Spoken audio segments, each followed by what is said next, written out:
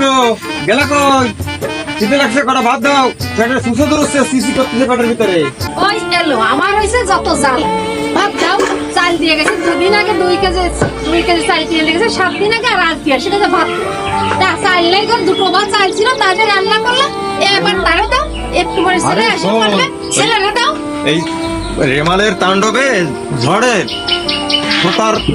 প্রতাপের জন্য সে ঘর বাড়ি তলে গেছে কারখানা বন্ধ হয়ে গেছে। এখন আমি কাজকর্ম পেলাম না, মালিক বলছে যে কাঠ আর নেবো না। আমি তো আজকে আর কাজ করতে পারলাম না, দেখি 2 দিন পর থেকে কাজ চলবে, তারপরে সবকিছু কিনে টেনে আনবো। এখন তুই বাদ দে, আমার কিনে লেখা খুব তাড়াতাড়ি করতে কয়টা।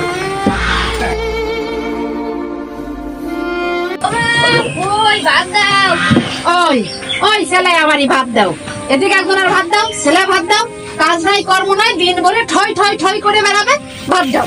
2টো চাল ছিল রান্না করলাম, বাবা ছেলে খেয়ে চলে যাও। লবণ আর ভাত কাজেই তো গেছিলাম, ঘরে সবার এর বেরি তো লাগে যে কেউ কাজে নচ্ছে না, দূরে কোথাও যেতে পারিস না, সারাদিন খালি খাই খাই খাই খাই। থাকলো তোর ভাত, আজকে কাজ না করে তোর ভাতই খাবো না।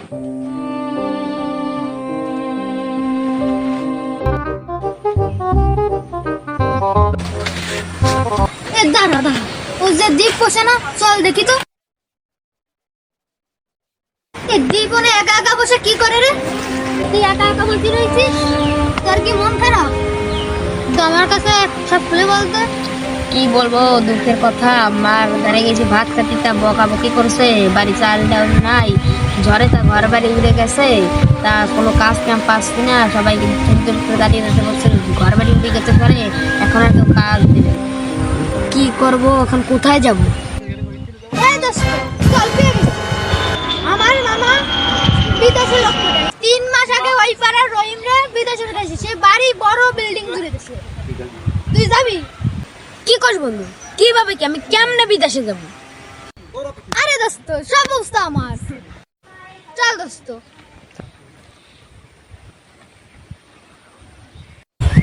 হ্যালো, হ্যাঁ হ্যাঁ বলছি তো।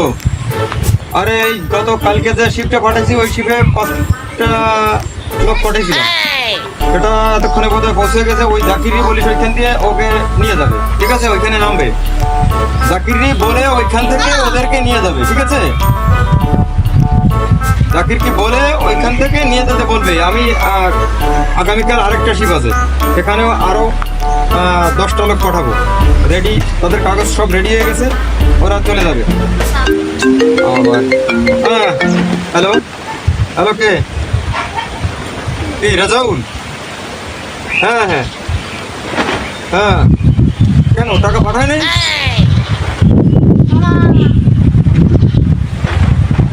কেন পাঠায় নাই? কেন 5 লাখ পাঠাই দিলাম তো। কি ব্যাপার, তা কি ভালো আছিস? ভালো তো আছি। হ্যাঁ ভালো তো আছিস। এই এটা কে সাথে? ওটা আমার দোস্ত। আমা তোমার কাছে এই জন্যই তো একজনকে বিদেশে পাঠাতে হবে। আচ্ছা ঠিক আছে, বিদেশে পাঠাসে এমন আর কি, পাঠানো যাবে, সমস্যা নাই। এই তো আগামী দিন আমি আরো 10টা লোক পাঠাচ্ছি, তাদের কাগজপত্র সব রেডি হয়ে গেছে। তো যদি যেতে চায় যেতে পারবে, সমস্যা নাই। আর তোমার বন্ধু যখন তখন নিয়ে নেবো। এই ছেলে, তোমার নাম কি? জি মামা, আমার নাম পি। খুব সুন্দর নাম। আচ্ছা, তাহলে তুমি যেতে চাও?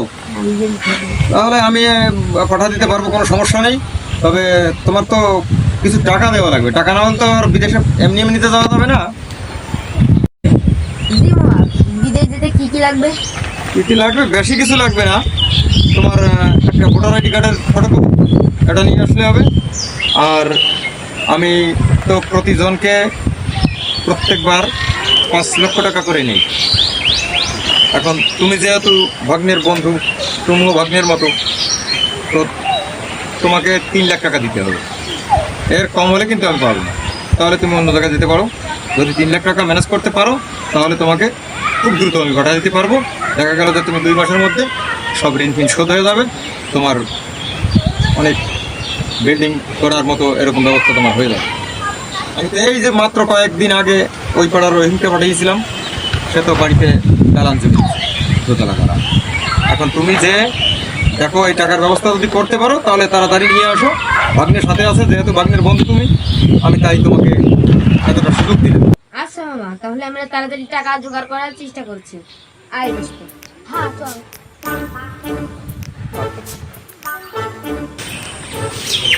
ও আমার বোন, আমাদের কোনো অভাব থাকে না। আমার বন্ধু রাহুল, ওর মামা বিদেশে লোক পাঠায়, তার সাথে আমি কথা কয়ে আসি। আমার মাত্র 3 লাখ টাকা হলে আমি বিদেশে যেতে পারবো। 3 লাখ টাকা আমরা কোথায় পাবো? ওই যে আমাদের 10 কাঠার ঘের আছে না, ওইটা বিক্রি করে আমাকে 3 লাখ টাকা দেবে। তোর বোনটারে বিয়ে দিছি আজ 10 বছর হয়ে গেল। শুনছি জামাই নাকি বিদেশে থাকে, তার সাথে দেখা হলো না, আবার বিদেশে যাবে। এইটা কি আমি একা একাতে শিপিং করে থাকবো? দেখি তোর বাবার সাথে আলোচনা করে এই জমি বিক্রি কি করা যায়, কোন ভাবে কি করা যায়। নে বাবা, কথা দেখে শুনে যাস, আর এইগুলো ভিতরে রাখ, আর এই টাকাটা বাইরে রাখ, কেনাকাটা করে খাস। আচ্ছা, পথের খরচের টাকা, আর পথে দেখে শুনে যাই। ভালোভাবে ফিরে যাও।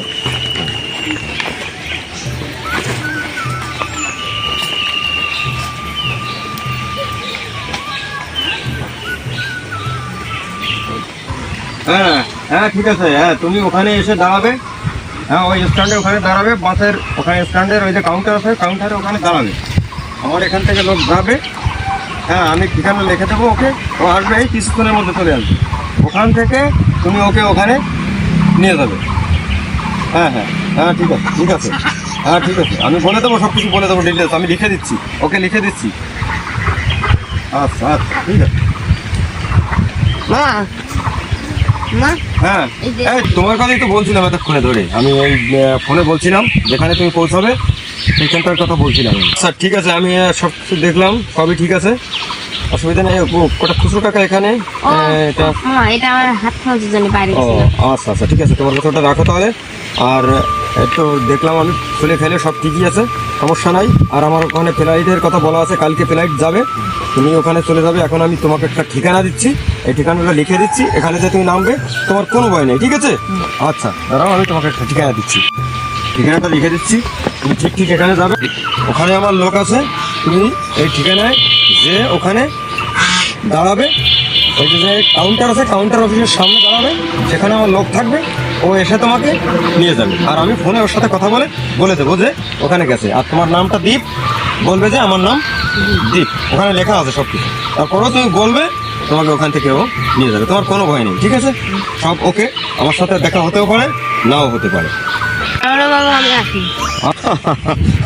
আজকে ঠান্ডাটা খুব ভালোই হলো, যাই হোক আজকে মনে হয় দিনটা আমার খুব শুভই যাবে। যাই হোক ভালোই হলো আজকে, আমার খুশি খুশি লাগছে। আমি এখন চলে যাবো বার্থডে।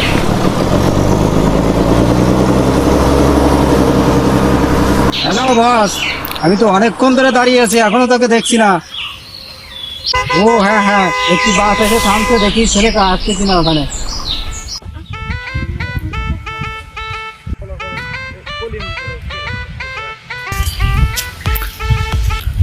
এই ছেলে, দাঁড়াও দাঁড়াও দাঁড়াও, তোমার নাম কি? আমার নাম দীপ। এই যে ঠিকানা। ও আচ্ছা ঠিক আছে, তাহলে তুমি চলো।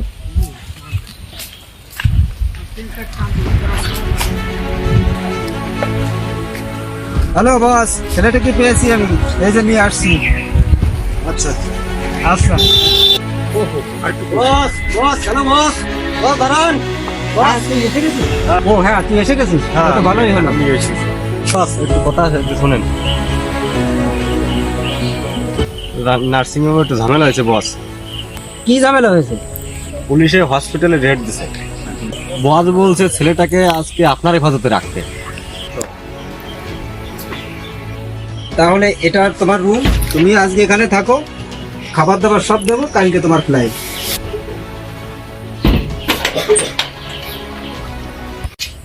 এ শোন, ওই বাথরুমে একটা ছেলে রাখছি, ওই ছেলেটাকে পারলে একটু খাবার দিস, কাইন্ড ওর ফ্লাইট। বিদেশ পাঠাবে তা বাথরুমে কেন? তুমি যে 10 বছর ধরে কি ব্যবসা করো, এই ব্যবসাটাতে কি করো আমি জানতেই পারলাম না। কি যে ব্যবসা করো তুমি? আর দেখি তো এই একদিন পর পর খালি ওই জুস আর ম্যাঙ্গোরে খালি বাড়িতে ঘুর ঘুর করতে। এই তোর অত সাথে জানার দরকার নেই, পারলে ছেলেটাকে একটু খাবার দিস, কাইন্ড ওর ফ্লাইট। ছেলেটা কে একটু দেখতে যাচ্ছি, ও তাহলে একটু খাবার দিয়ে দেয়। আমার ভাইটার মতনই লাগছে, আজ 10 বছর দেখি না। আমার ভাইটা নিশ্চয়ই আজকে এত বড় হয়ে গেছে। এ ভাই আমার কাছে আয় তো, তুই এদিকে আয় তো। কান্না করিস না ভাই, আয়। এ ভাই তুই কোথা থেকে এসছিস রে? তোর বাবার নাম কি? মিরাম। মিরান? তোর নাম? আর নাম কি? তোর সঙ্গে তো সবই মিলে যাচ্ছে রে, তুই তো আমার ভাই লাগিস রে ভাই। দেখি তোর হাতে একটা ছিল, দেখি। এই তো মিলে যাচ্ছে, তুই আমার ভাই লাগিস ভাই। চল ভাই তুই আমার সঙ্গে। শালা হারামি ঘরে হারামি বাচ্চাকে আজকে আমি দেখতে দেব। হ্যালো? হ্যাঁ, একটার নাম ম্যাঙ্গো আর একটার নাম জুস। আমি এই ক্রিয়া কার্য কতদিন ধরে চলছে আমি জানতাম না, আমি আজকে এই বিষয়টা সম্পর্কে জানতে পেরেছি।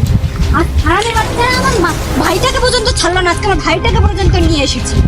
আমি দেখাচ্ছি, আমি এখনই পুলিশকে ফোন করবো, এই সব ক্রিয়া করার পুলিশকে জানাবো। Hello, police control room. চল ভাই, অনেকদিন মা বাবাকে তো দেখি না, ওই বাড়িতেই চল, তোকে নিয়ে ওই বাড়িতেই যাই।